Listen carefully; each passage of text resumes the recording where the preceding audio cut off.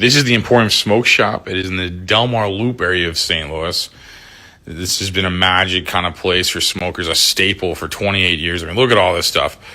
Crazy stuff they have. I mean, they have just pipes and pieces and vapes and e-liquids and accessories, Kratom CBD, Delta products, Hoover's rolling papers, locally blown art. Like, look at all this stuff. Each piece is classic. Use promo code LEGENDARY when you go in there. Get a 10% discount. Check it all out. This has been a classic St. Louis staple for 28 years. Come on in.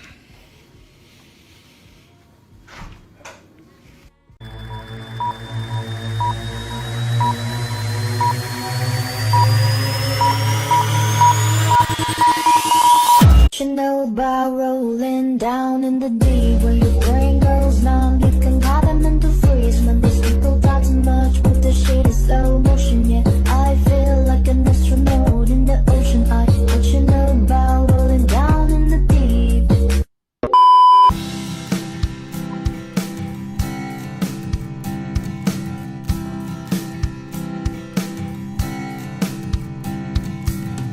This is the best show in the universe. The Anthony Rogers Show. Recorded live in downtown St. Louis. Do you even know where that is, you fucking idiot? Everyone else's show is most likely ran by someone that has a picture with Jeffrey Epstein and Ghislaine Maxwell. Remember when we found out that all the famous people, royals, politicians, etc. are just satanic pedophiles? Then we just did nothing about it and moved on with life. I think it was some Israeli blackmail scheme. Oh, well. Anyway, like I was saying, here's the Anthony Rogers Show. The best show in the universe. Hey, thanks for watching this video, and I want to say without companies like Luxurious Bastard Beard Oil, this video wouldn't be possible to make. So you can go to the links in the description, Luxurious Bastard, promo code LEGENDARY, and get some beard oil. Great smells, great function, great look, great shine, you know. Do that and support the sponsors so we can continue to make videos like this for you. Thank you.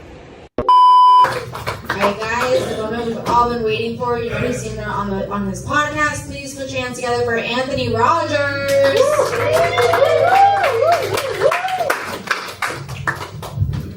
How are you 15 people doing? You guys having a good night? Yeah. Cool. We got the black people in the back, just like the 60s. Fuck yeah.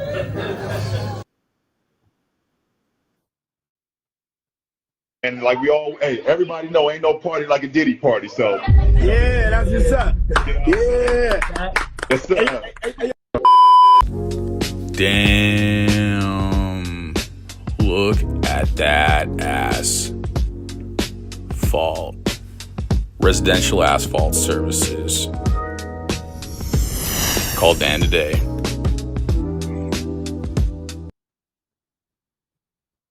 Well, we survived the longest intro in the fucking world. How you guys doing? Good. Jesus Christ. We all feel a little older after that. You know, we all aged. Thank God. We all aged a little I thought bit. I was never going to be a part of the show. No, I was thinking while you're on here too, like what great marketing it is to market St. Louis products with the biggest comedian in Australia. Like what great, what great. No, we're going to get into Dan's asphalt. We're keen on that. Don't worry about that. We're very excited to get involved in that. Hello, buddy. We're going to make your fan base come to St. Louis, Missouri to buy glass pipes. That was the ruse. You reproduced. There's two of you. This is Atticus, by the way. He's just woken up. You okay, hi, buddy? How you doing, buddy? Hi, guys. Oh, what are you doing? What's his name, bro? Atticus. Atticus. What? Atticus. Ooh, are you going to go over with Mama? Okay. We're all okay. You going to have some lunch? Okay. I'm jealous of his hairline, like mostly. Oh, me too. I'm like, can I borrow some of that hair? Like, fuck. Like, all right, both sides of the family has much baldness on it, so he can enjoy the hair now, but it's gonna go. Oh, damn. I go. All right, Eddie. Too, little guy. Well, like, so okay, you're part of this like Australian thing, man. Like, to where like I don't think a lot of people like in my area like focus on it as much like as they should. I feel like so you have a lot of good comics from over there that I feel like weren't affected by this like I guess like cuckery like America had, where you can't say words and you can't and like you weren't really affected by that. Like, you kind of steamrolled cancel culture. I feel like it depends where you are. Like there's different parts of Australia where it's very similar to sort of like the LA scene, or maybe even up in San Francisco sort of thing, where it's all very much woke culture. It's all extremely left Oh, wing. Like, no. you know, take, for example, the Melbourne Comedy Festival. You have to do a land acknowledgement before the shows, and there's a lot of venues like that down there. And it's just one of those things, honestly, where you have to look at each individual place and work out, you know, who are the people there? Who do they vote for? What type of life do they lead? Like, for example, if you go up north into Queensland in Australia, that's very similar to sort of, you know, Texas, Midwest, that sort of area where people are a little bit more right wing, a little bit more fun. Everyone's got a few extra guns, that sort of thing. Which is a touchy subject at the moment in Australia. But yeah, it's definitely a more enjoyable part of the world. But cancel culture is big here. I've copped a lot of it over the last, I don't know how many years I've been doing stand-up. I've been doing stand-up for about 11 years. And when I sort of started to make YouTube videos and more people would come to shows and see the material I do, it certainly hit me a lot harder. So I think that cancel culture is still alive here, but it's certainly, if you just ignore it, it doesn't matter. But I've had a few issues where people have sort of done the cancellation or cancelled me and lost brand deals and stuff like that. And Oh, damn. Do you have to change your set depending on like where you're performing? no, I don't. Other people would. Okay. But I don't do that type of stuff. There was one joke I cut out of a show that I did in Sydney because I had a detective in the audience who had worked on this horrible murder case, disappearance case of a kid. And I had a joke in the show about that kid, and he was a friend of mine. So I didn't do the joke there. But other than that, everything else was big. But that's only because it was a friend of mine. So if I didn't, do you know actually cared what he thought? Louis Spears then? Sorry, Do you know Louis Spears and Tristan Barker then? I do. I know Lewis. I know Lewis. I've known Lewis for a long time. I don't know Tristan.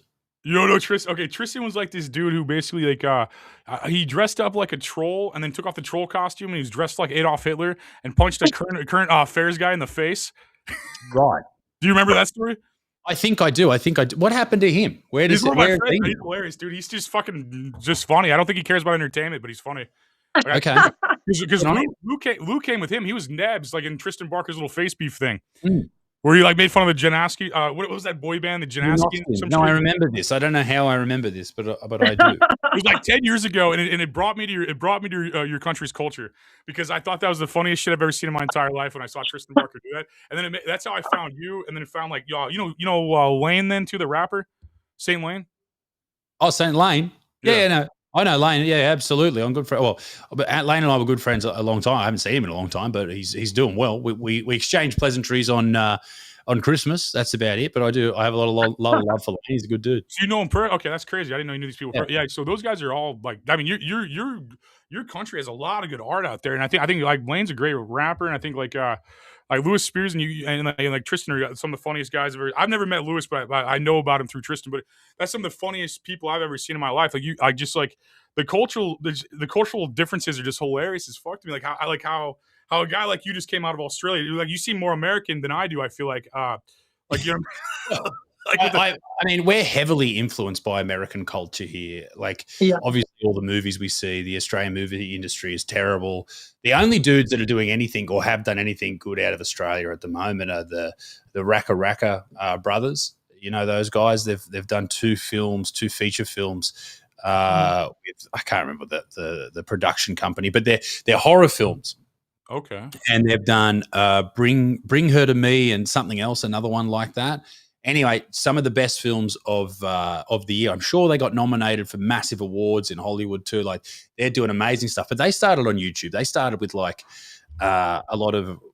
I can remember them, and it must have been around Lewis's time when he was like the Nebs situation and Tristan as well.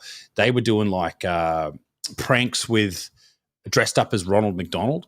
And then they moved into like really amazing effects for wrestling videos and stuff like that. If you look up Raka Raka on YouTube, some of their videos they've got this Nerf gun video that is absolutely like just the production value in it. And they actually got barred from YouTube because their videos were violent, and then they ended up getting picked up by A21. Is it the film company?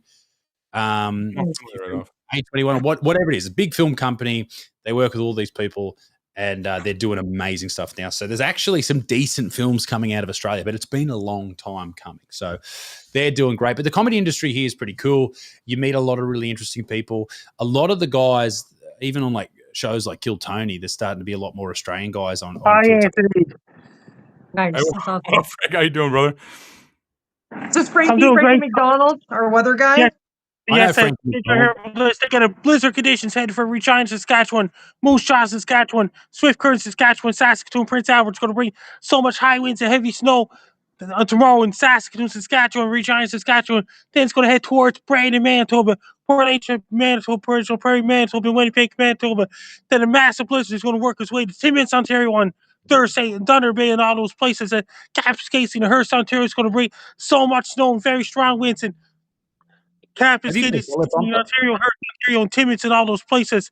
Then you got lots of rain headed for eastern United States of America. Regina, Visconti is Friday as well. It's going to bring high winds and heavy rain all across eastern United States of America. Regina, Visconti, the host of the Hot Water Show, lives.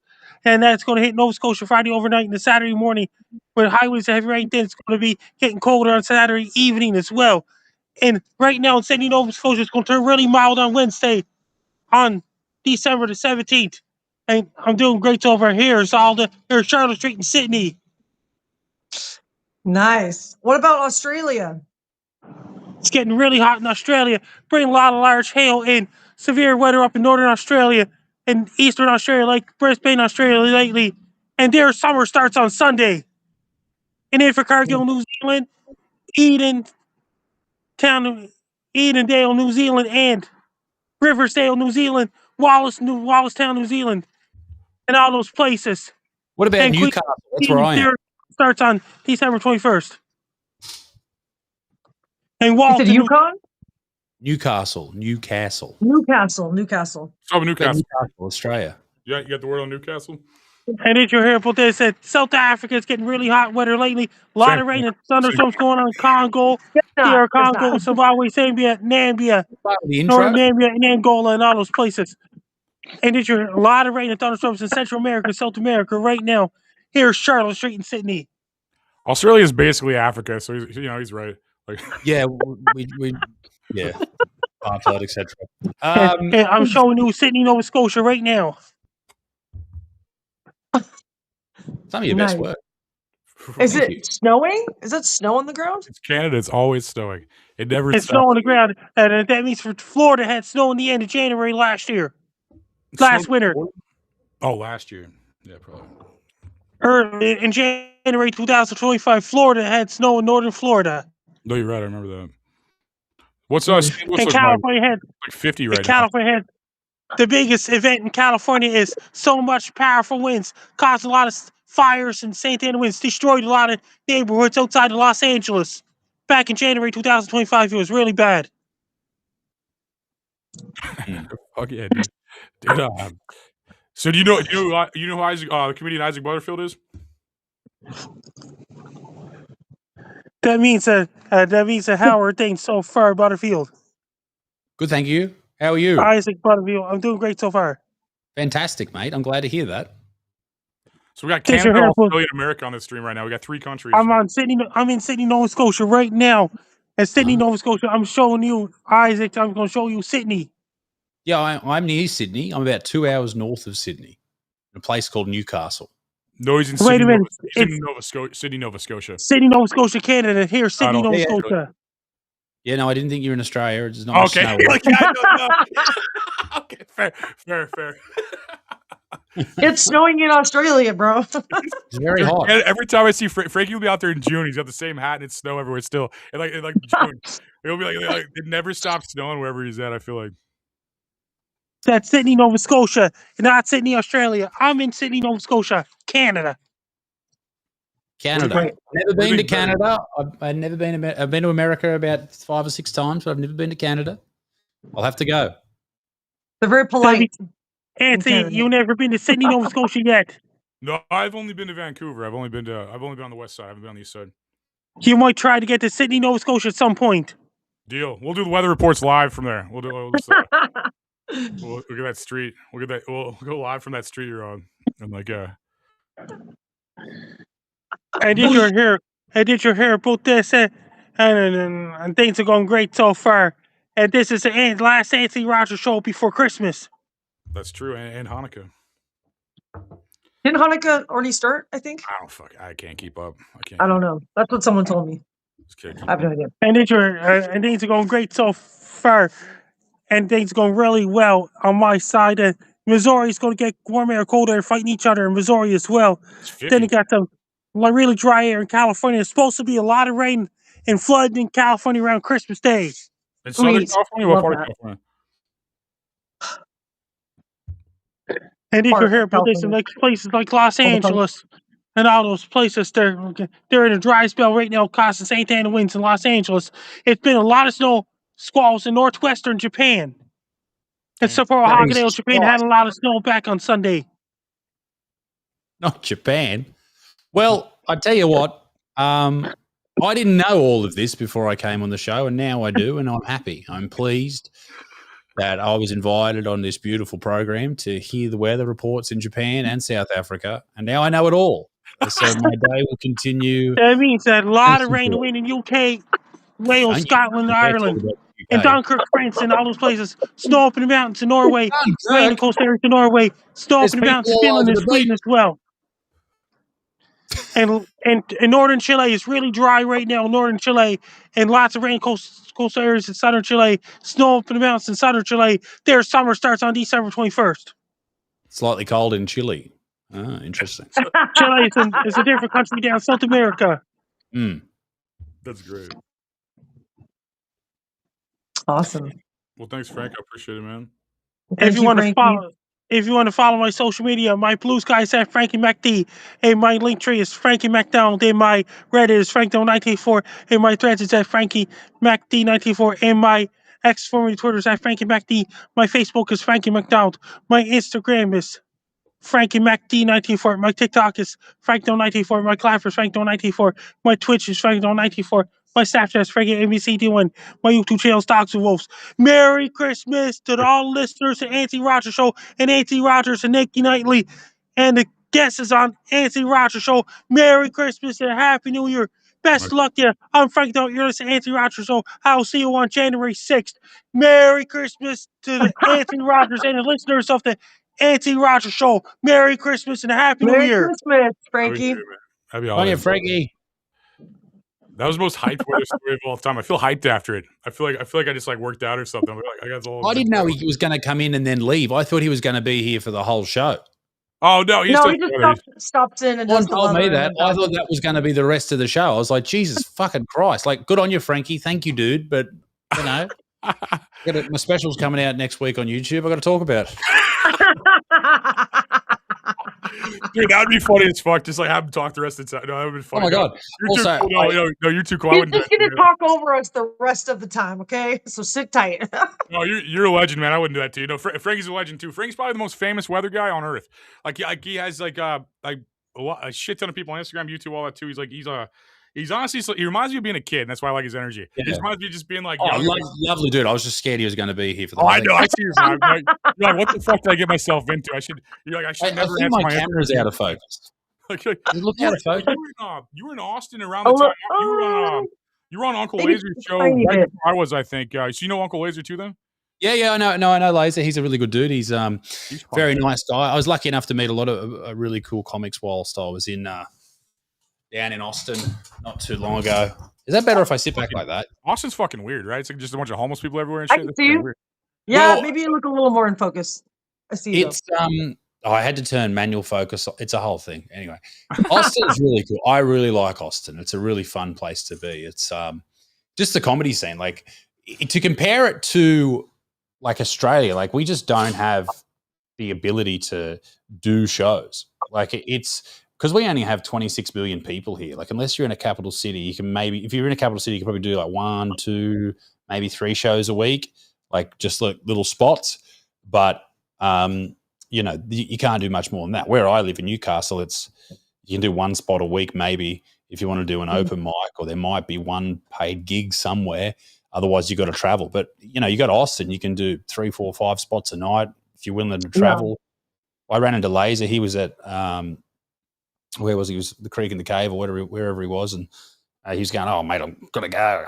I got bloody 3 more shows to go to. Then I'm going to the mothership. Then I'm doing this. Then I'm doing that." And I was like, "Wow, this is where you want to be if you're doing stand up." But also, there's so many people there trying to do stand up and starting off their careers, and that's beautiful too. Like, you know, we were all in that position at some point starting off, and I felt like even though I've carved a path for myself here in this country, I felt like I was just starting out when I went to Austin. No, I saw you on Kill Tony, and I'm like, how the fuck is he not on the panel? Like, I was just like, that's what I thought immediately. I saw you other. I'm like, do they even know who Isaac Butterfield is? Like, I saw that other. I'm like, you're fucking huge compared to even the guys that are on the panel. And I'm like, watch this. I'm like, how is he just doing the minute set? That was so crazy to me. But I'm willing to start from, you know, the bottom and work my way up. I don't have any qualms about that.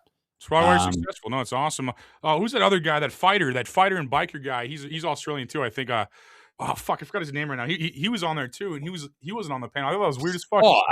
Fucking what's his name? He beat up Laser at Skankfest. I forgot his fucking name. Like he was like the boxing match. He wasn't like fucking. Yeah. I can't. I've had a massive. Blanking. The reason I don't know his name is he's on Instagram. It's something Wolf. Yeah, it's Wolfmate or something on Instagram. Wolfmate, yeah. Have your fucking name in there. Jason Ellis. That's it. Yeah, he did the same thing you did. I'm like watching this. I'm like, Jason Ellis had a Sirius XM show for a decade. It has one of the biggest shows I've ever seen in my life. And he's like doing the 1 minute on Kill Tony. I'm like, do these guys not know who the fuck you guys are? Because that's like crazy. I had no idea. I didn't know who Jason was. I know he's hilarious though. Yeah, he's very funny. Very funny. He did a minute there too, and I'm like, these guys are fucking legends, and they're just doing a minute right now. That's crazy. Like, hey, it's I've met Tony before, and they're all lovely people, so I'm not mad at it at all, and I'll be heading back over. You know what I mean? To do all that stuff again. I was lucky enough to do shows in LA and New York as well, and I got to do one right in Times Square. That was crazy. So that's cool. Oh, nice. I was drinking with Laser and dude, the Kill Tony thing's so sad on the one side, like to where they're like, put your name in a bucket, wear a wristband. I'm like, what the fuck? I'm like, I couldn't, like, I respect you humbled yourself to do that because like I'm just like, no, like immediately. I'm just like, they're like, you got to do all this stuff. I'm like, no, I don't. I'm just gonna drink tequila. Fuck this. No, I don't. Well, my wife loves Kill Tony and has done for a long time, and she said you have to do it, Isaac. And I was like, oh, and I did. I had a bit of an ego and was like, you know, I should be doing this or whatever. But she said, just do it. So I went there, signed up. I didn't get drawn the first week I went. The second week I did. Nice. And I was lining up, and there was this dude there he looked like he had a little bit of tism. And he said, you know, he'd never done stand-up before. And he was telling the guy, like, I've never done it. He said, I was just like, I'm driving somewhere. He was driving through Austin and thought he'd give it a go. And he was asking, like, telling this guy, and then he asked me. He was so scared, like he's shaking. This is in the sign up hours before, because you got to get there at like 5 o'clock, and the show's at 8 or whatever. And anyway, so he signed up, and he's freaking out and panicking, and he says to me, "How long have you been doing stand up for?" And he's shaking. I go, "Oh, I've been doing it for 11 years." And he's like, "Oh, I've never done it." He said, "So when should you do? How many times should you do a punchline? And you know, how many punchlines in a minute?" And I was like, "Dude, you're going to get like an ass ripped if you get up on this show." But he didn't. But it was a scary situation for me, even when I got called, because I was really nervous about it, because it is like, because I am like, I've been a pro comic for years and years. If you bomb, it'd be kind of embarrassing. Oh, the worst, right?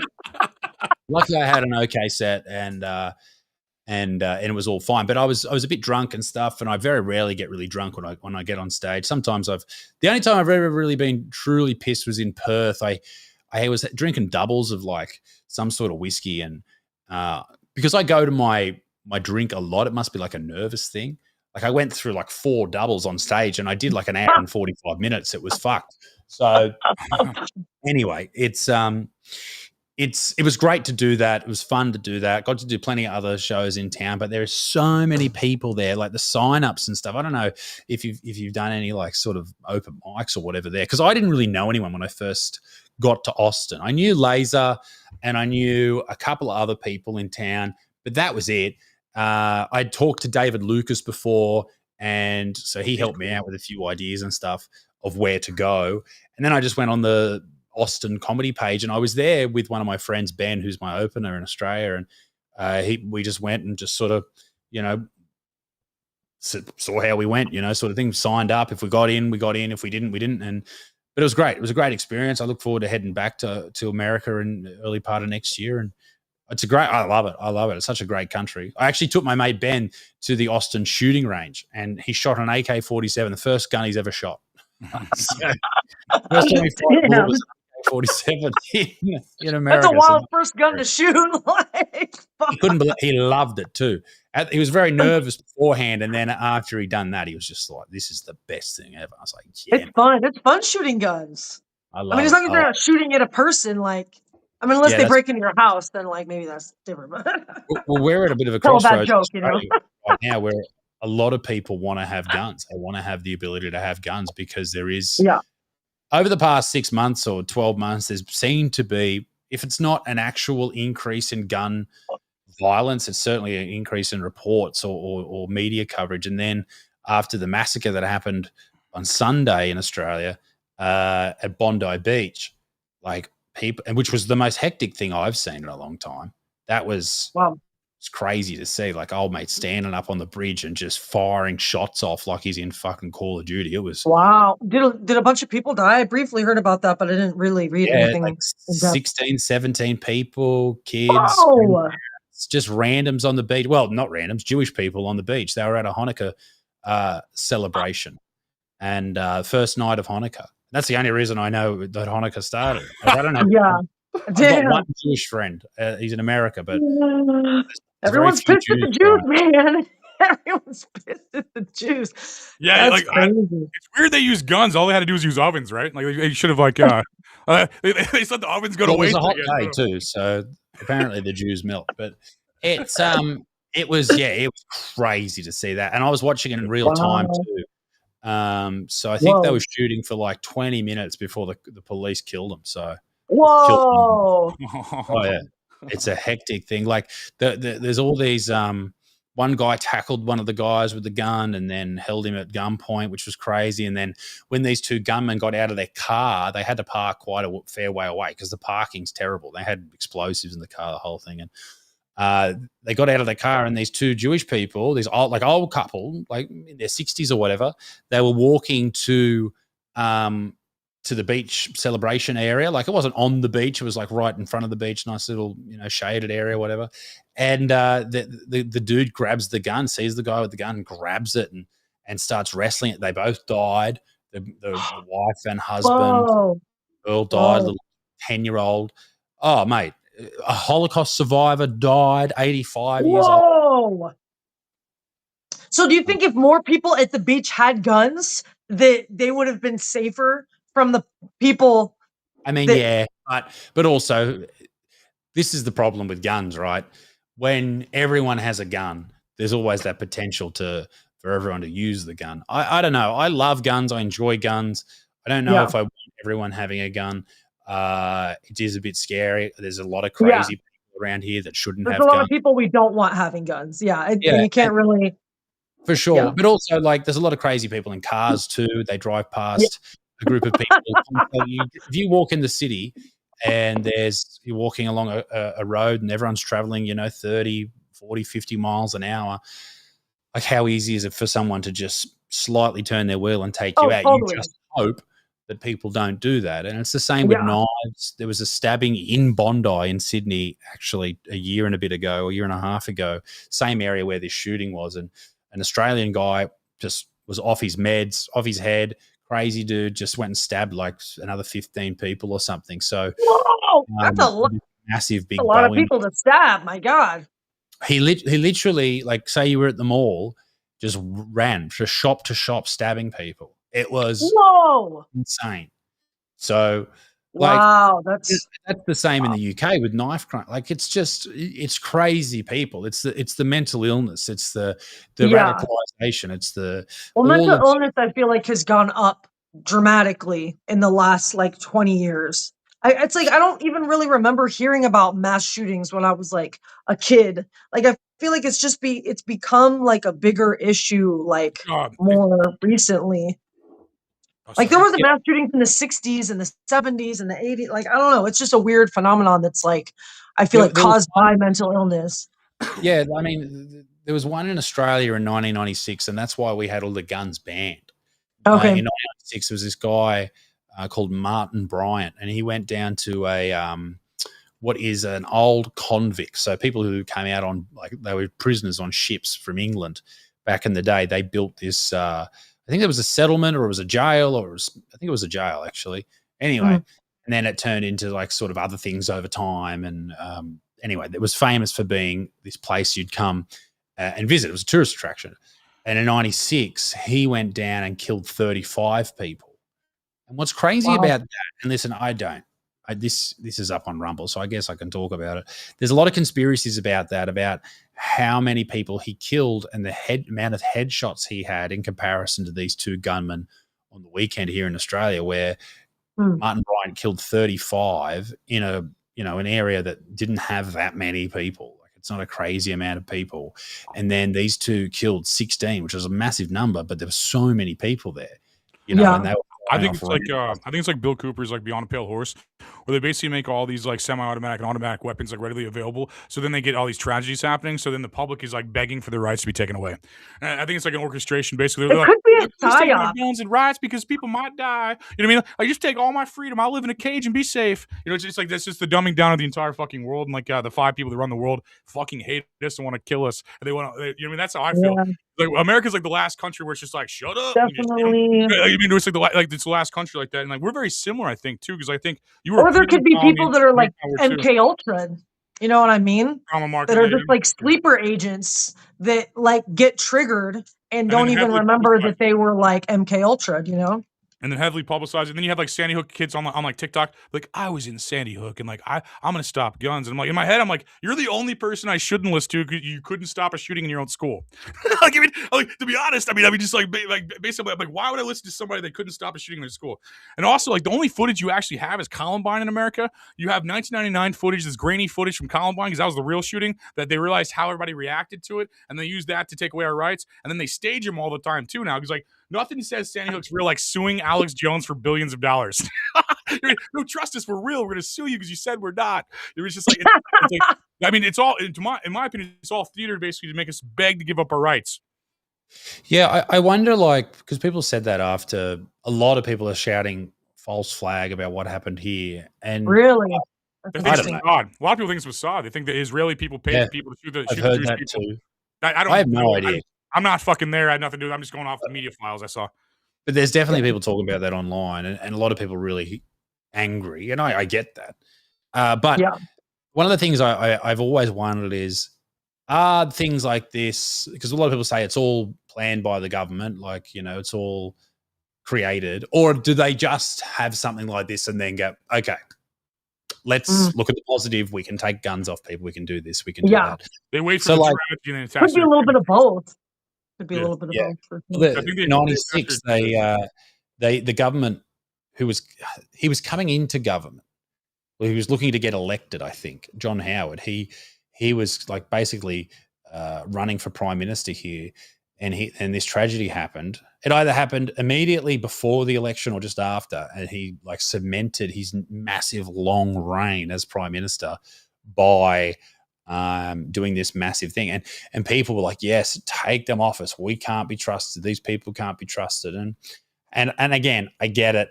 It's a very visceral reaction too. You see something horrible like that, and people are so sad here because of this horrible thing, and rightfully so. But, do you want to, I don't know. I'm a bit of a prepper. I'm like, what if shit hits the fan? Ever since COVID, I'm like, I don't trust any of these people.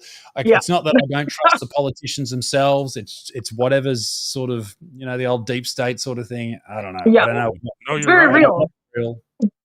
No, like my friend, like Tristan Barker got banned from using the internet in your country. They made it to where he couldn't use the internet. They take away that right. That's crazy to me. Why? What Wow. did he do? What was the story there? Well, that's the guy who slapped the reporter, punched the reporter dressed like Adolf Hitler on the TV show on Current Affairs. He Yeah.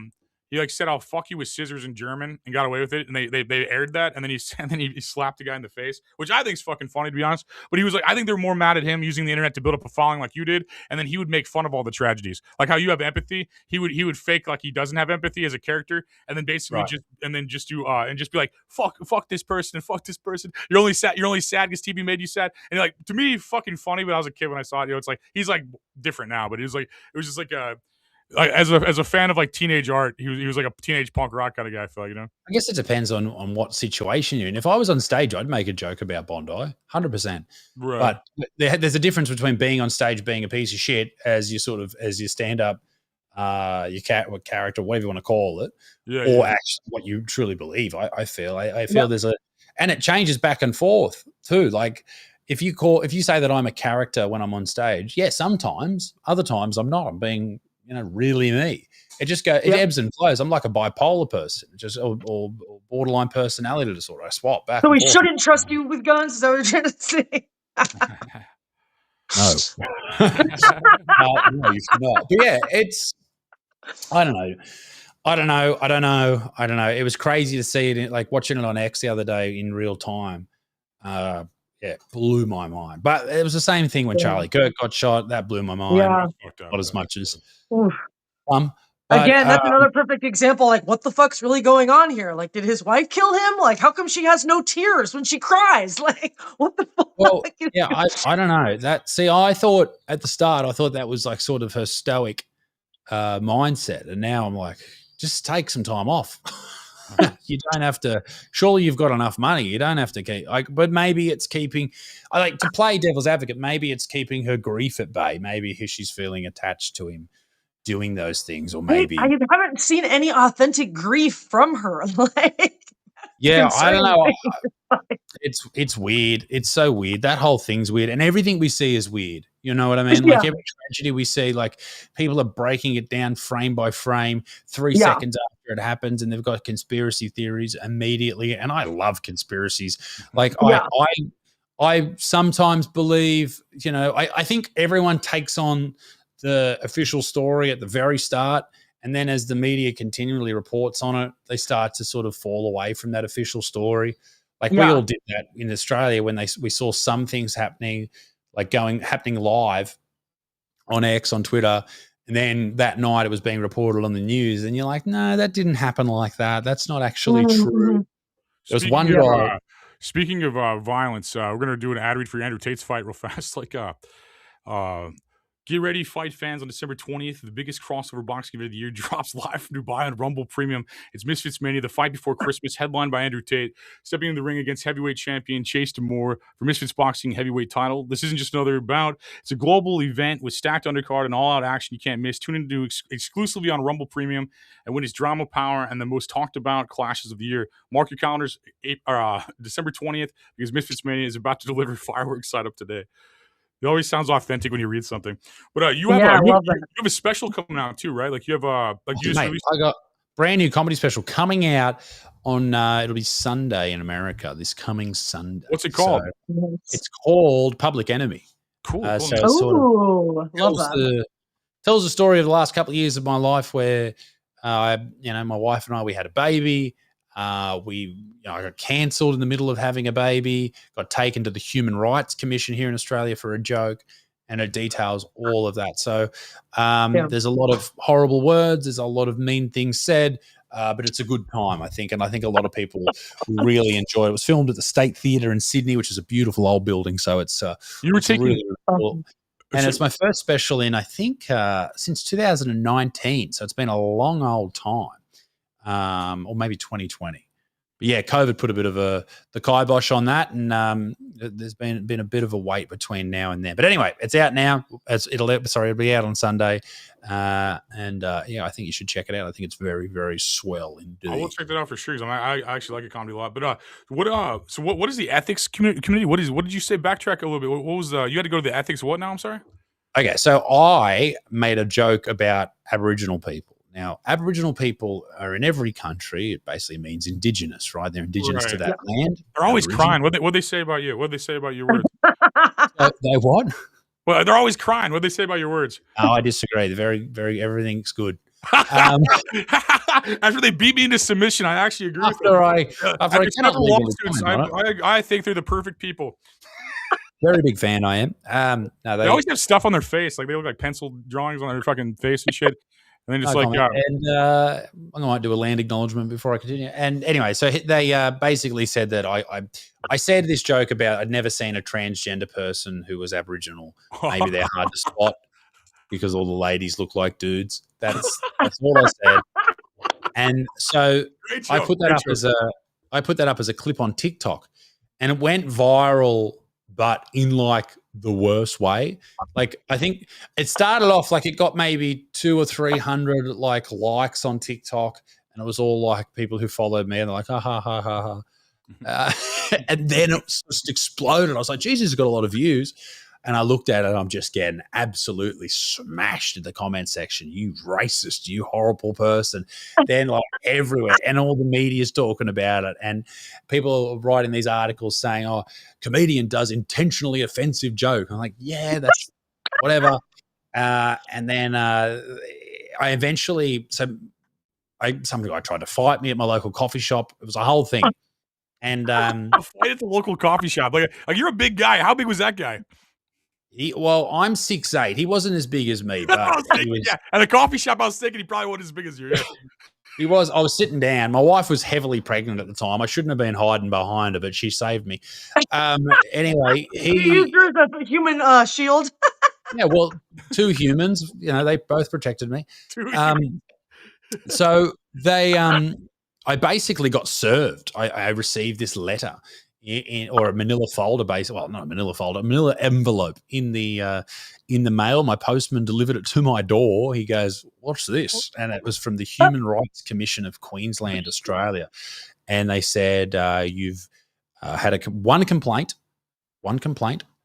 and you are basically going to have to go to a tribunal or court. I refer to it as court because if you make me go to a place where people are judging a situation, that's a court, in my humble opinion. But anyway, they said you got to go here. This lady wants you to receive training and education and apologize for the joke. She said, and this is I'm paraphrasing, but this is roundabout the quote. It's been a long time now, but she said, you instilled fear in my family. They feared for their lives, something like that, she said. Oh my God.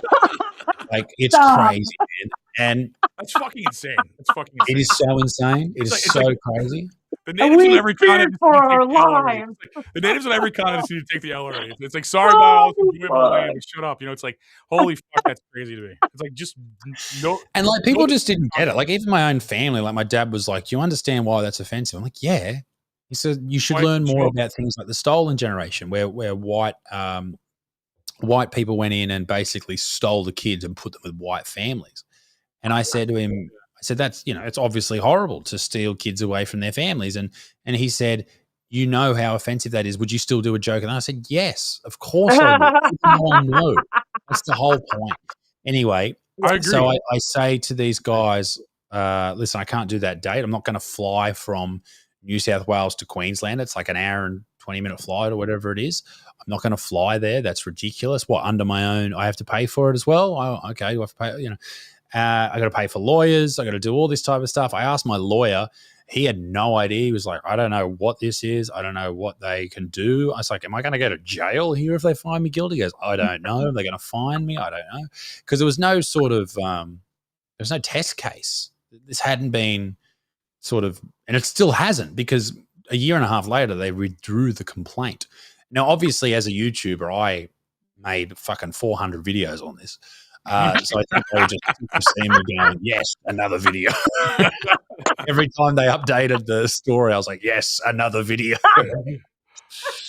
That's And like the amazing. titles are the titles were like, I'm going to court. I'm in court again. Take me to court. Anyway, so It's weird to play victim like for them because like your population basically was a prison colony. They like sent you there for like stealing pies and shit in England. So I mean you basically have the entire Australian population of Caucasians was sent there as a prison colony, and they're like it's like a who's a bigger victim contest. Really, it's just like fucking crazy.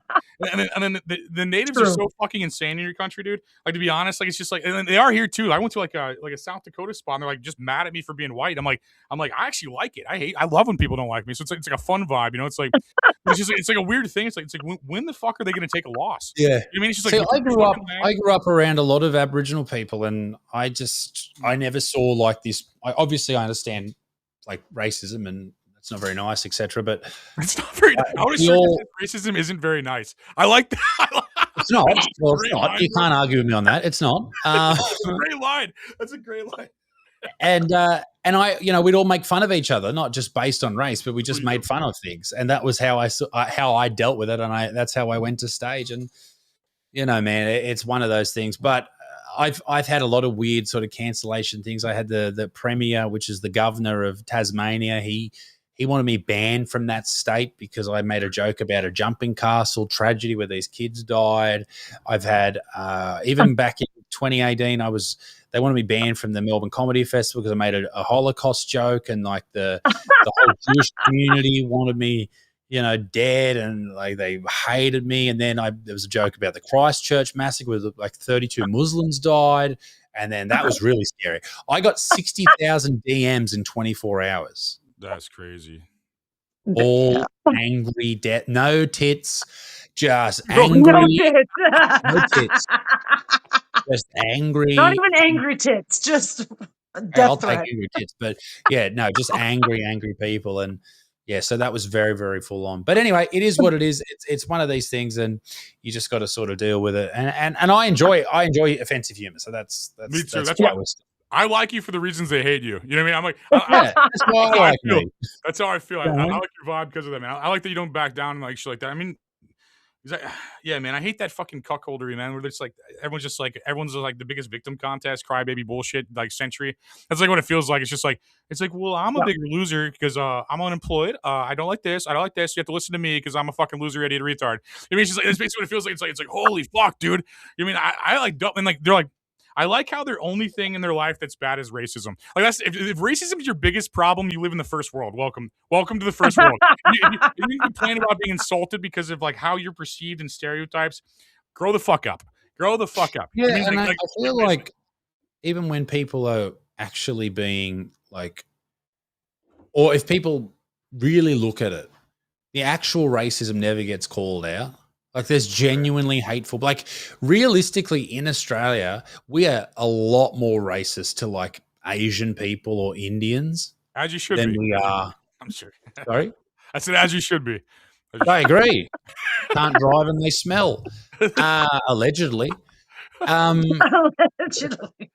But like it's just like they cop so much. Anyway, I'm a flat out horrible person, etc. So this is the thing. Like I get a lot of Aboriginal dudes at shows, and I love it. I love having people there who have a different background to me. I think it's great, and I welcome all that shit. It's the same when I have people in wheelchairs. Like I just talk mad shit to them. Like you call them the R word, and all. It's like immediately. Autistic people. There's so many autistic people that come to shows. Maybe because I'm popular on the internet, and autistic people like to live on the internet. Shout out, and yeah. So it's you just pick on what not the defining factor, but the most obvious thing. That's what you pick on. Like there's actual racism, and actual racism's horrible. When you're just slightly being racist, it's like if you talk shit to a white person because they can't jump, they can't dance, they got a little dick, whatever. All of those things. Too busy rolling the world to jump right now. We're too busy. We're too busy enjoying all. I'm enjoying the spoils of hundreds of years of white supremacy. I don't have time to jump. I'm flat out. Anytime someone complains about racism, I'm like, wait, so your grandparents were losers too? Holy shit! How far does this go back? You know what I mean, like fucking like I have no like sympathy for losers. You know what I mean? It's like one of those things. Like I feel like you should win, and if you don't win, you just cry about it a bunch. You get ignored by winners. You know, that's how I feel. I'm just enjoying all this fucking free land and all this dope shit. My generations of people have built for me.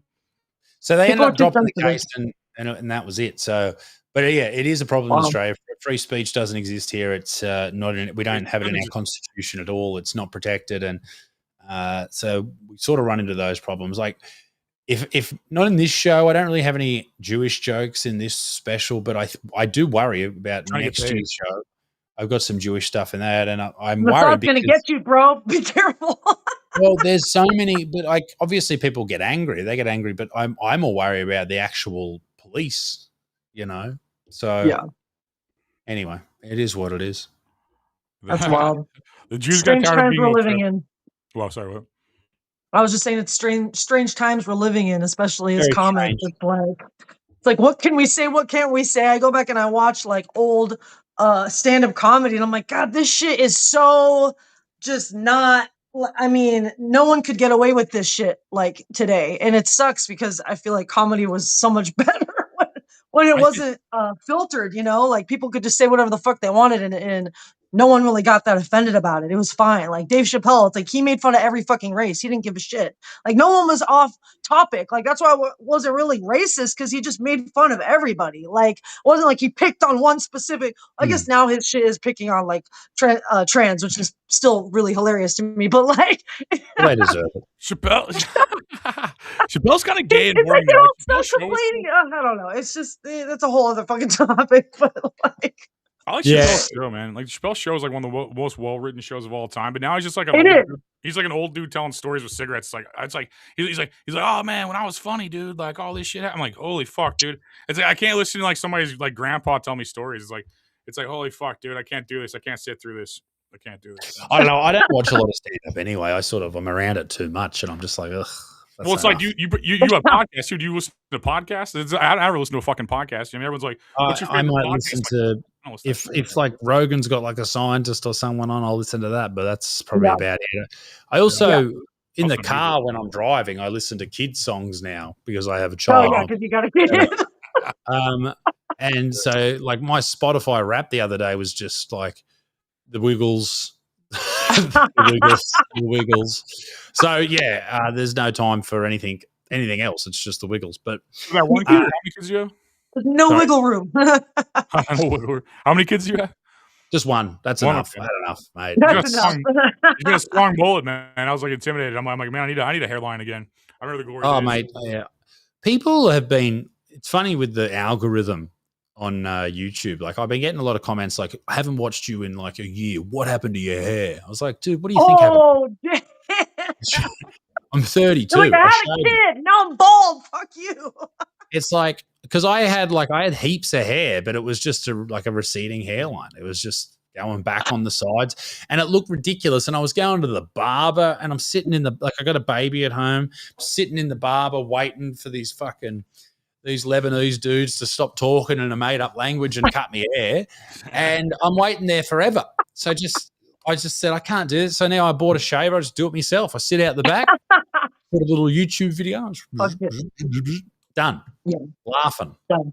One of my friends, he said to me, the only people who ever should have hair is women and children. That's a great line. That's a great line. Well, only two types of people have hair, women and children. I think that's what it was. It's very true. Yeah, if you are, I think if you're not bald by your age, you have low testosterone. I think it's just like that's how I feel. Most dudes that have hair at my age are just gay, basically. It's all all of them. Yeah, I think there's like a direct correlation to getting pegged and having heaps of hair, something like that. I don't know. I got too many hemorrhoids for pegging. It scares me. You don't want to tear. It's like I'm already like married. I don't give a fuck what I look like. You know what I mean? Like I don't have to do that ever again. Like I don't have to like lure somebody into my fucking parents' basement because I'm with my looks. I got to my fucking. I would say you never have to lure people, but it's one of those. I got candy. Just going out there like you're fishing, like trying to put a bit of bait on the hook. It's awful. Trying to meet people, then you got to get to know them. Oh, ew! Heavens above. It's worse. Got to ask questions. What type of music do you like? Who cares? No one gives a shit. Have you ever been raped? You have. Awesome. What was your favorite rape? No, well, I thought you were asking me.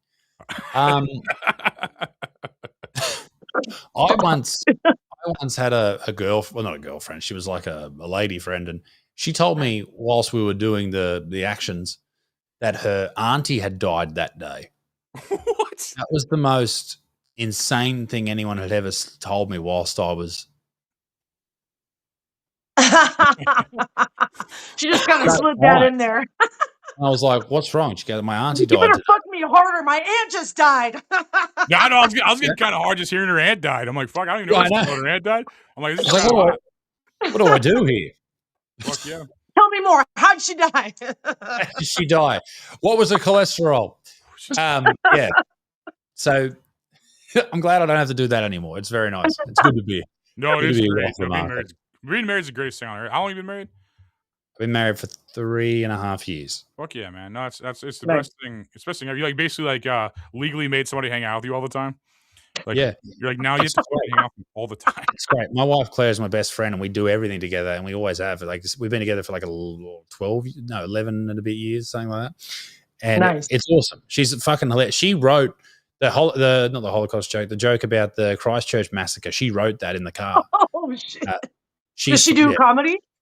She's got like 5 or 10 minutes of material she's been writing for years, and she could do it easily. She just hasn't done it yet. But I think she will. Maybe when our son's a little bit older, I think she'll do it. But she doesn't want to be one of those people that's like, oh, my husband, he does this, so I'm going to do it, all that type of stuff. But I was like, it's not like that at all. Like, genuinely hilarious, so you should do it. Yeah, but yeah. You're like, jump on these coattails and get 2 paychecks. Yeah. 100%, right? I don't have to pay an opener anymore or a babysitter. It's great. My wife opened for me in Hawaii when I had a show on Maui. I thought that was great. Awesome. Like you said, you don't have to hang out with random. You hang out with your wife instead of like random people. You're like, oh, this is fun. Yeah, that's awesome. I didn't know that. I used to hit up a lot of comedians when they'd come to Australia and say, hey, do you want an opener, that type of stuff. And now I couldn't think of anything worse than hanging out with some random person I haven't met before. Like, fuck that. If I'm sober, I agree with you. But if I'm drinking, I'll hang out with everybody. Oh, yeah. I'll try to hang out with everybody when I'm drunk. I barely drink anymore. I used to play sport in the team that we were in. We're all heavy drinkers. Hey, you were a rugby guy, weren't you? Rugby league, yeah. Fuck yeah, that's dope. We'd play, we'd all have concussions and head knocks and brain bleeds, and then we'd go and drink for 2 days. So lovely. Australians are fucking mongoloids. I doubt it even affected you guys. You guys are just fucking like, rugby's nuts. Like, that's like a nuts sport. Like you guys are freaked out by guns. I'm freaked out by rugby. I'm like, what the fuck?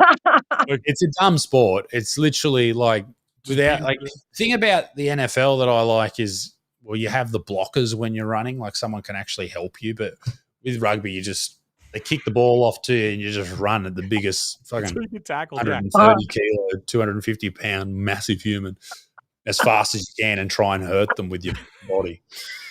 It's not a smart sport, that's for sure. That's fun. Well, you're 6'8". Come out half retarded. Being 6'8" probably helps. I mean, that's fucking. Well, it's easy to tackle someone my size too, because if you tackle me around the legs, I just fall because I've got nothing on. But it's sort of like I'm very top heavy. Because when I was playing, I think I was not sure what the weight the conversion is, but I was about 135 kilos. So I think that's like, I'm not sure. I'll have a look, but I'm too dumb to even know what that means. I'm like, speak American. Like, hang on, I'm going to find out. 300 pounds. So fuck. I was big. Yeah. But I also was eating 2 dinners every night. It was a bit much. But yeah, so you can do a lot of damage when you're that big. And I lost a lot of weight after that. I properly dieted and all that type of stuff and got down to like, I think it was like 200 pounds or whatever it was. And I went and trained with the team that I used to play with, and I was getting thrown around like a rag doll. It was fucking horrible. I lost too much weight. So it helps to be a fat fuck sometimes. No, it's true. Knocking people over, yeah. Nice, love that. Who's that guy that died in LA? Who's that family that died? What was his that guy? Well, recently, just Rob Reiner. Yeah, you glad he's dead? Are you glad he's gone? I know nothing about Rob, but I'll say this: R.I.P. Rob. I'll miss you. Just see on the other side, Robert. You know? See you soon, baby. I don't know. Didn't his son stab him? Or some shit. I didn't know how he died yet, but it said his son killed him or something. That's crazy. Well, I mean, if your son stabs you, you must have done something wrong. Yeah, I was gonna say. I agree. Trump wrote some like fucking like cocaine rant about him. It was like so fucking funny. It's like he's like R.I.P. Rob. But anyway, Trump's straight. You didn't like me anyway, motherfucker. It's he's like just going off on him. It was very funny because he's like, sitting Rob Reiner is dead. He was never a good guy. He was just such a bad guy, terrible guy. It's like a sitting U.S. president wrote a cocaine rant about his death. That's what it seems like. It starts off like normal. He's trying to be like empathetic and like a person, and then it just goes off the rails like midway through, just like being like he had TDS, like all this other shit. I'm just like, yeah. That was the craziest rant I've ever seen in my life from a president. That's gonna be that's like in our history books now. Like that tweet will probably or whatever the fuck True Social post will probably in our fucking history books. That's crazy, man. Trump is amazing. I love how off his fucking tree he is. It's great. He just says whatever he thinks, and he's a fucking character. He really is. I think people like it because they know everything else that politicians say is just bullshit. Like it's just a lie. Like they're acting. Yeah. At least Trump's being, himself. No, he's actually being himself. Yeah.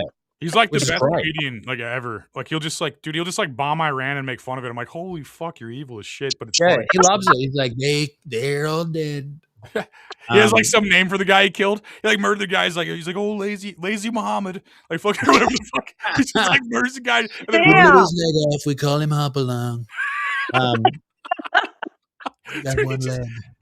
He'll roast him and then bomb him. I'm like, holy fuck, this guy's evil as shit. But it's like the best. Like if you take like I don't know the whole soul thing out of it, it's pretty entertaining. You know, if you're not in touch with your soul, all these guys are great. But I mean, but in American, he's the most American thing ever. He's like I'm rich, I got girls. Like he's like the fucking like he's basically like the extension of the American male ego. You know, it's like that's what and all the like in America, there's like this weird like demographic of losers that want to live vicariously through winners. So they'll basically like watch these people that are like they're like whoa, like that's what I like that guy's like rather than do the work themselves and become cool, they'll like take credit for the shit other people do. It's like weird. And that's his success. Even back in the day, 2016, 2015, when the whole grab him by the pussy thing, like that was actually, he said they will let you. Right. What's wrong with that? If they're letting you. Well, it's I feel like the people that were mad are heterophobic. I think they're just like they're just like they're like oh, he talks about getting laid. And speaking of straight, if someone wants to get grabbed by the pussy, like what happened to my body, my choice. If they want to get their pussy grabbed, then they should be able to do it. No, and if anything, it's they are the ones who should be apologizing for being whores. Speaking of straight people, there's nothing straighter than Chicago Steak Company.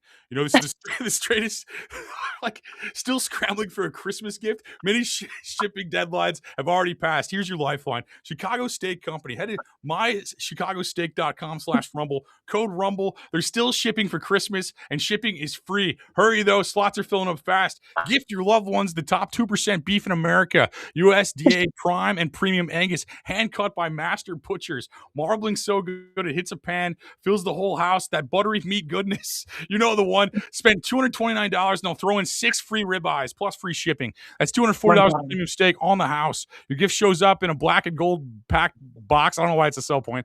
They crack it open, vapor rolls out, instant Christmas morning feel. Skip the sweater, give them something they'll actually remember. That's like 6 ribeyes for free. mysteak.com/rumble, code rumble. Be straight, eat the steak.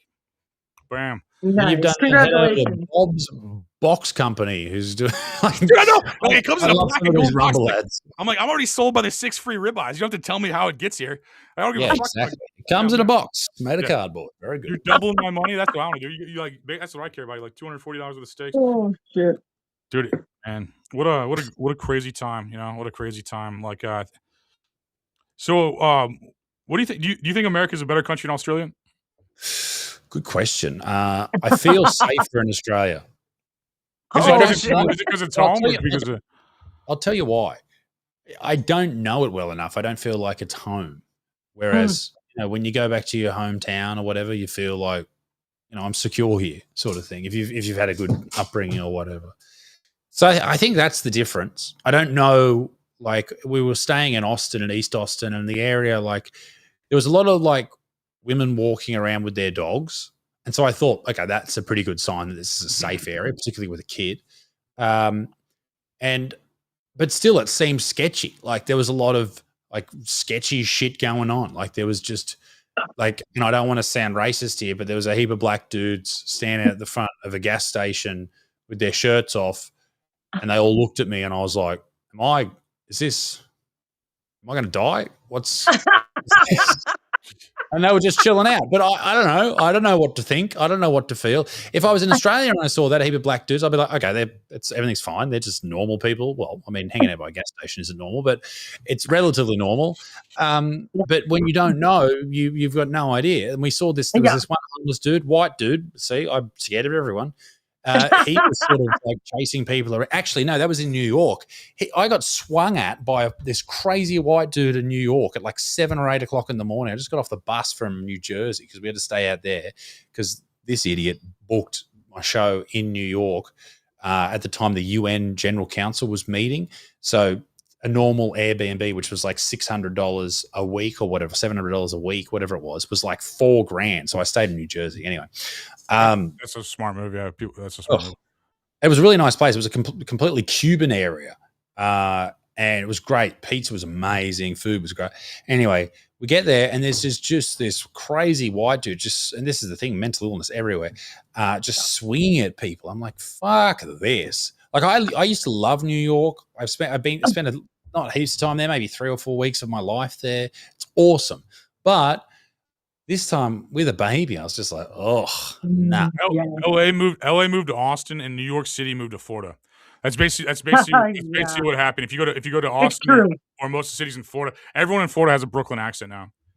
Man, I've only been to Jacksonville. I enjoyed Jacksonville. I went there for the UFC. And it was sick. I had a great time in Jacksonville. I went to a gun show there, and I saw all these fucking people walking around with guns. First time I've ever really seen it. And I was like, well, this is a bit odd, but they're the nicest people ever. I loved it.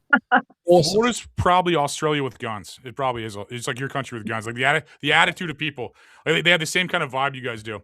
Like they're just down for whatever and shit. Like that's what Florida seems like to me. So that's where I need to be. Understood. Where are you guys from? I'm in St. Louis. I'm basically in one of those towns that everybody's scared of, where I just bully everybody.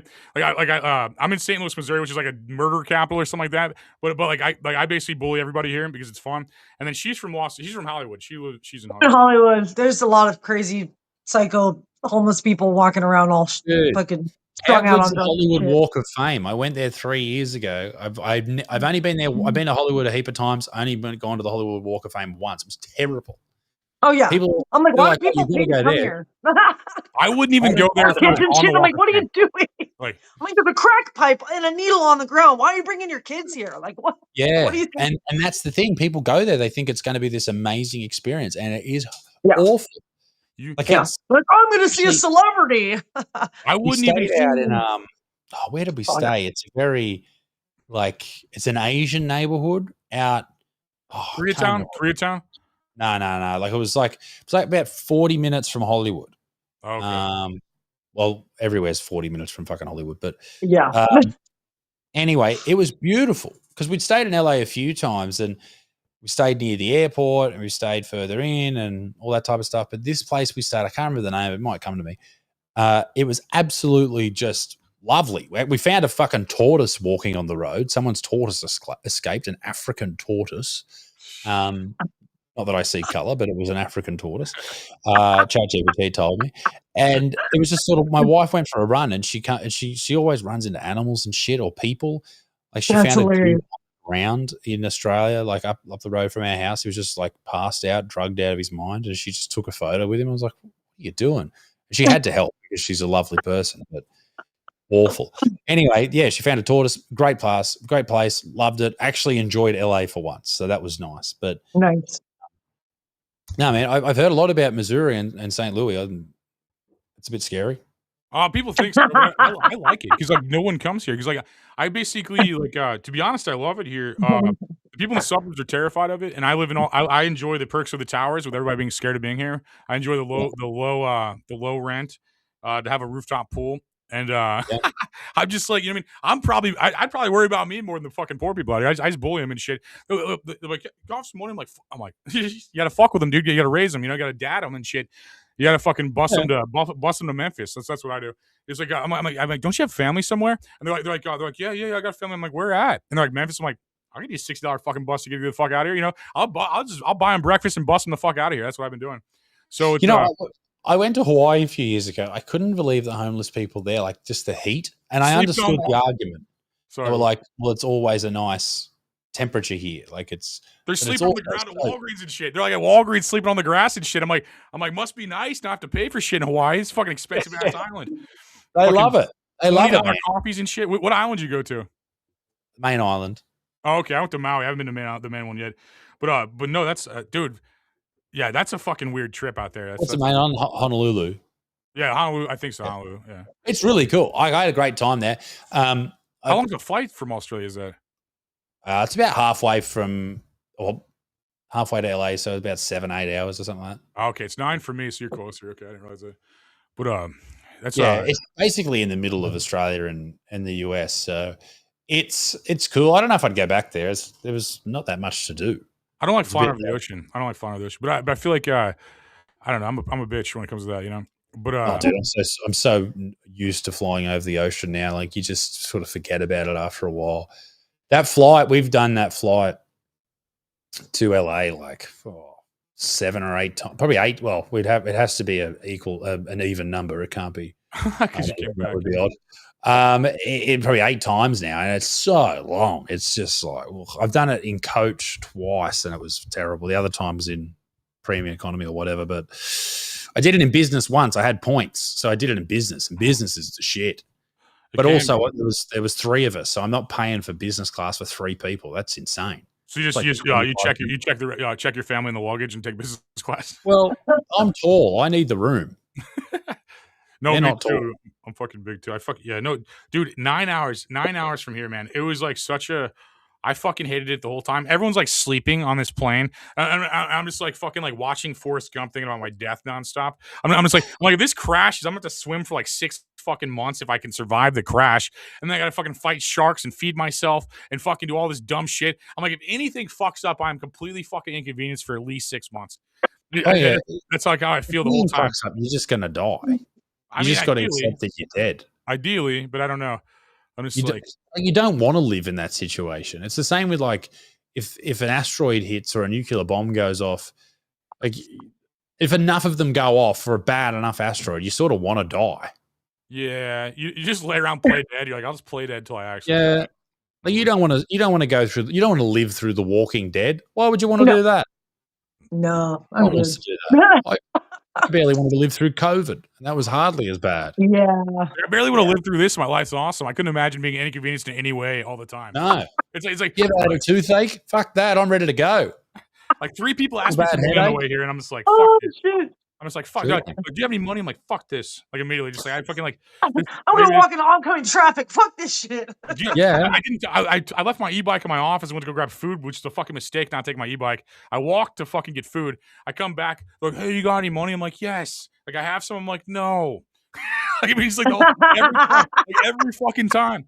It's like I'm just gonna start like a charity that buses them everywhere. Because like I bought a couple. I'm about 3 bus tickets deep of getting the homeless out of here. But if I can get them all out of here and just like send them to places I don't like, you know what I mean? Just like dude. Yeah, well, I mean, how many are there? You could start a GoFundMe. Yeah, start a GoFundMe to help the homeless get the fuck out of St. Louis.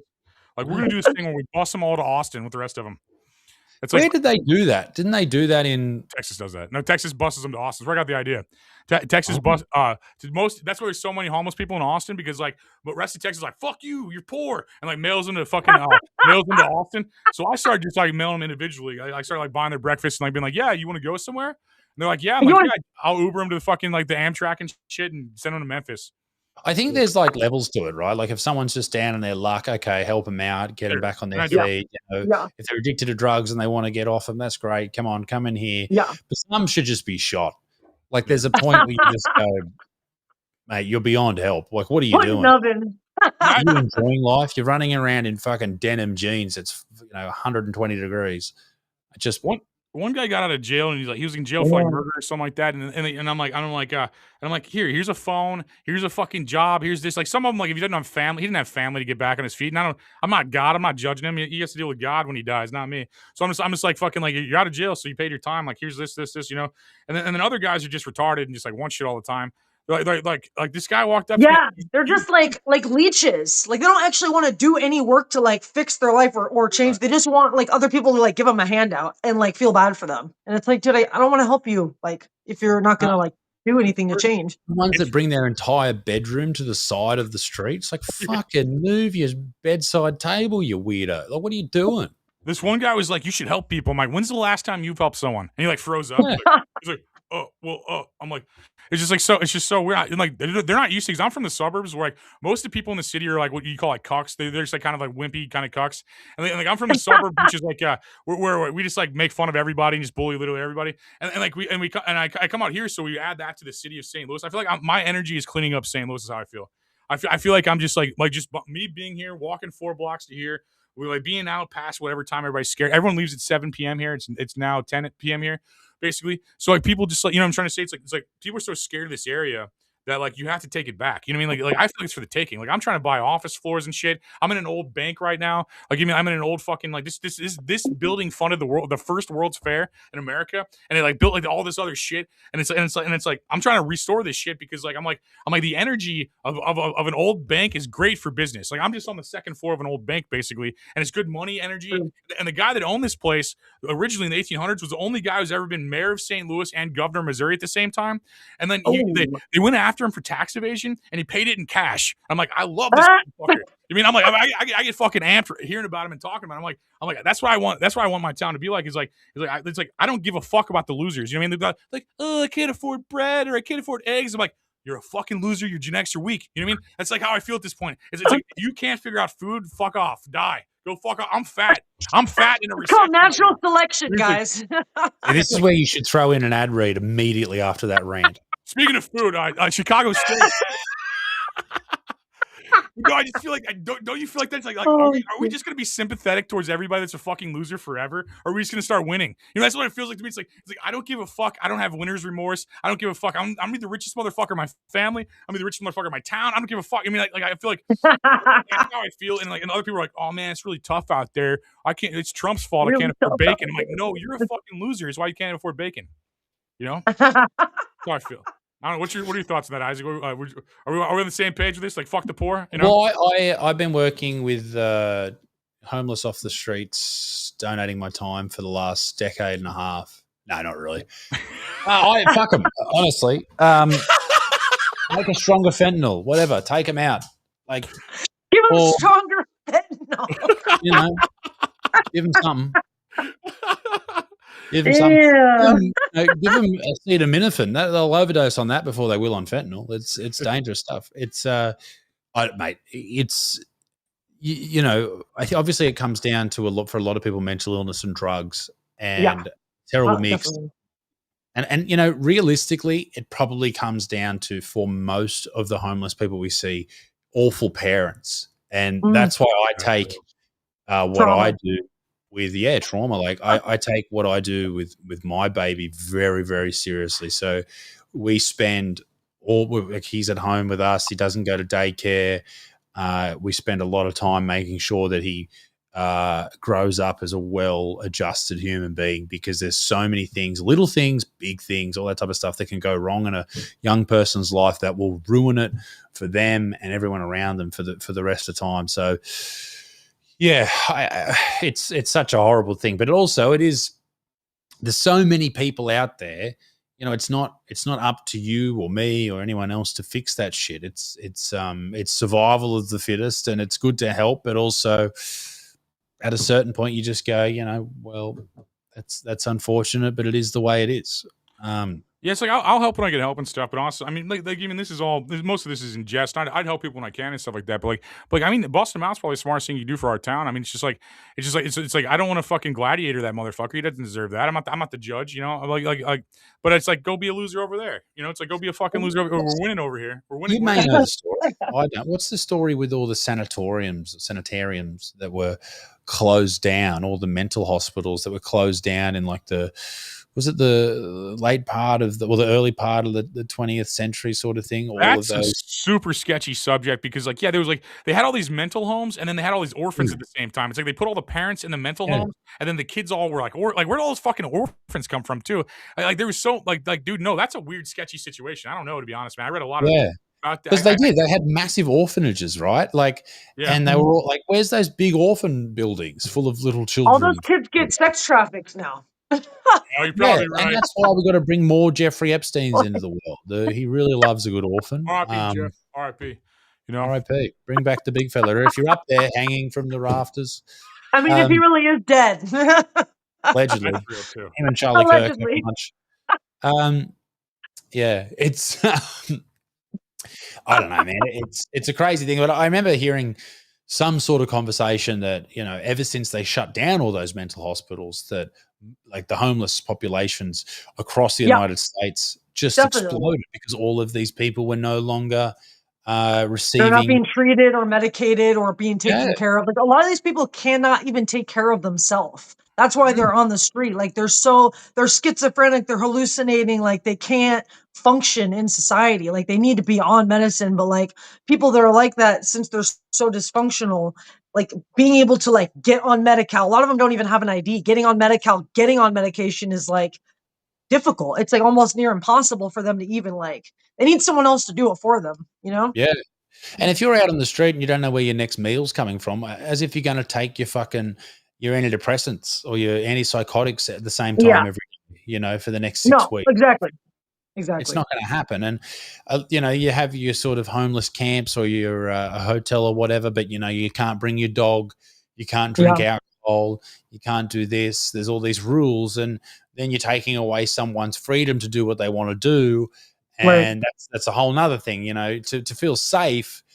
You have to be able to make decisions for yourself. And then, you know, if you're living on the street, you go into one of these places, you don't feel like you're making decisions for yourself. You know, you're an adult.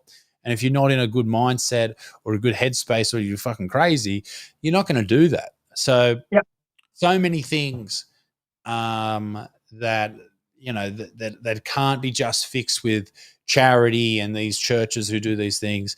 You need to put in an incentive for businesses to be involved that really do actually help people, but it's just not there. And then it's not flash. It's not attractive. It's not sexy to help homeless people. It could be. Like, you know, Pornhub could have a category of homeless. No, totally. Like we were talking about donating a couple meals to homeless people on our comedy tour that's coming up, because I actually do some work with homeless people. I go down to Skid Row and I hand out food and clothing and stuff like that. And my aunt was homeless. I used to be homeless at one point, and like, you know, it's a shitty, like getting to know people that are on the streets. It really is like such a deeper issue than like just even mental illness. Like it's like there's so many things that are set up against them to even really get their life together, that they are just like, let's just shove them in a corner where no one can see them. But it's not really like actually hitting the core of the issue, you know. But like it's like, okay, so then what was paying for these psych wards before? Was it our tax money? Like, so we just cut that out and then started using that money for something else? Or like, I'm curious, like how like the US used to actually cover like the costs of public like psych wards and stuff like that. There has to be an incentive for people to get involved and to make money. Otherwise they just won't do it. Jesus Christ, It's a big jar. It's a big jar of drink. I think it's a lot of like root causes, like lack of family. Families aren't united anymore.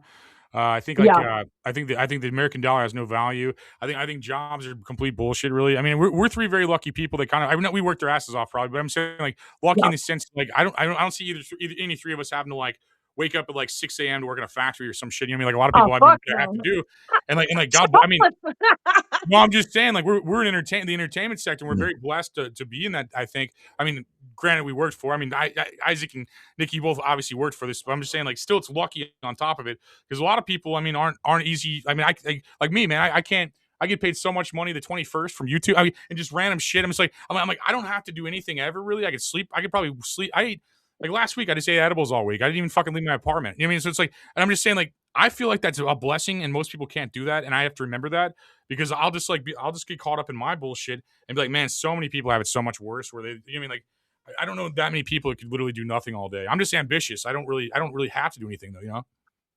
Yeah, it's like, you know, it's funny saying to people like, you know, my career or whatever I'm doing is, you know, it's easy. Like, it's very, very simple, but it is difficult to obtain it or get in that position where you can actually do it. So getting established is hard. The job's easy. No, for sure. I think it's so difficult to do. Because I was on a plane, like, speaking of Maui, we were talking about a little bit ago. I was on a plane, like, landing on, and this lady's literally like, I couldn't do comedy. That's terrifying. And I'm like scared to crash while she's telling me this. And she's like, yeah. Comedy's terrifying. I'm like, all it is talking for 30 minutes. I don't think that's the terrifying part. Flying over the fucking ocean is terrifying. Like, to me, anyway, I feel like they're afraid to talk or try, a lot of people, but also not everybody's supposed to be what we're doing. I mean, we're supposed to do what we do. That's why we do it. They're supposed to do it. It's not a judgy thing. You get to that situation if you have the skills and if you can develop the skills and if you commit yourself. Guys, I'm going to have to hit the road. I do apologize. It's like 2 a.m. Okay.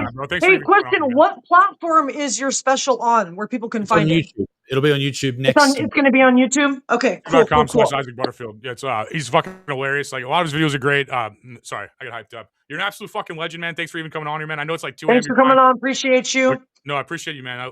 Hey, thank you so much, guys. I appreciate your time and all the very best. And I hopefully see you guys when I'm back in the States next year at some point. Yeah, let's get Australian for, bro. I'll fucking say the N-word for you. I'll be an opener that says the N-word. Like, thank you. I'll make you look good. Thank you, bro. All right, see you later. God bless, real man. Okay, have a good night. You got any more ad reads before we get out of here? I'm gonna. Yeah, that's a complete legend out of Australia, man. He's I'm gonna do a quick promo. I'm doing a show at a place called The Dime in West Hollywood on Fairfax on Sunday at 8 p.m. If anyone here is in LA and wants to check it out, come through. It's a pretty small venue, but I'm gonna do a couple more shows in LA before we get started on this tour to work out some of my material. So yeah, dude. Fuck yeah, no, it's awesome. Congrats on that shit. Like, let me see. I'm gonna do one more ad, maybe, or something. We're getting $5 per ad instead of 60 cents. We're moving up, moving on up in this rat race. You broke motherfuckers. I'm about to make $5.88 for this next ad. Okay, all right, Mr. White Man reads an ad. All right, it's Oh, I love it. Getting paid. It just goes, dude. This is so crazy. Okay, hang on.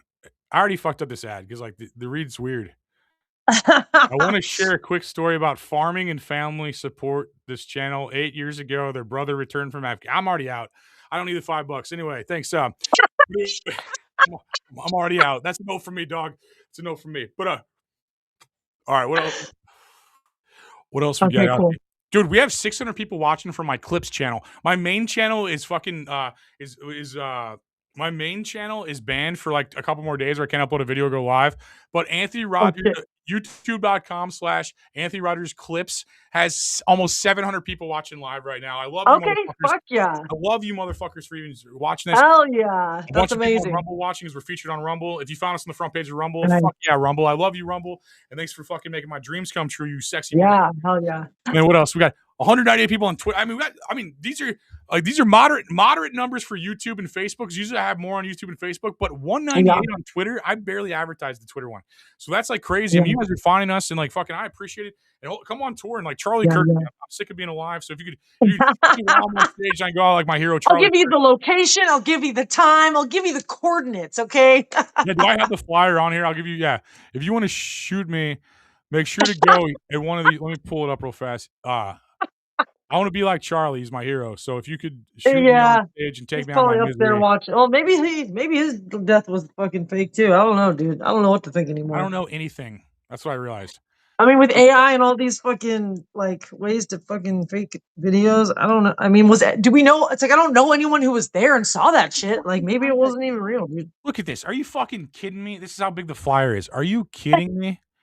You gotta fucking be kidding me. Like, hang on, I'm trying Yeah, to. can you guys read that? Okay, I'm gonna have to full screen it. Hang on, let's see what the fuck that meant. Okay, there you go. So January, Nikki's not on this part of it yet. I'll let you know when she's on it. Okay, so I'm in Charleston at an event you can't go to because it's not fucking public. I'm then at Tommy Some Shits at Charleston. I'm then at Eclipse Nightclub, Savannah, Georgia, and then Nikki joins us in Jacksonville at First Coast Comedy. Then we have 2 shows in Jacksonville, another one at Eclipse Bar. Then we go to Good Nights Comedy Club in Raleigh, North Carolina for 2 nights. Then we go to Tally-Ho, which is some of these are sold out. I think the Tommy Codon's in Charleston sold out already. But so we got a bunch. Read the fucking screen. I'm tired of reading the screen. But I think we're at West Virginia University. I think no, I'm just fucking trying. I got bored reading this halfway through it. But basically, thank you for watching. God bless all of you. Hope your dreams come true. I'm gonna get the fuck out of here. Come see me in some of these places and wrestle me in person. Yeah. I'm out. All right. Bye.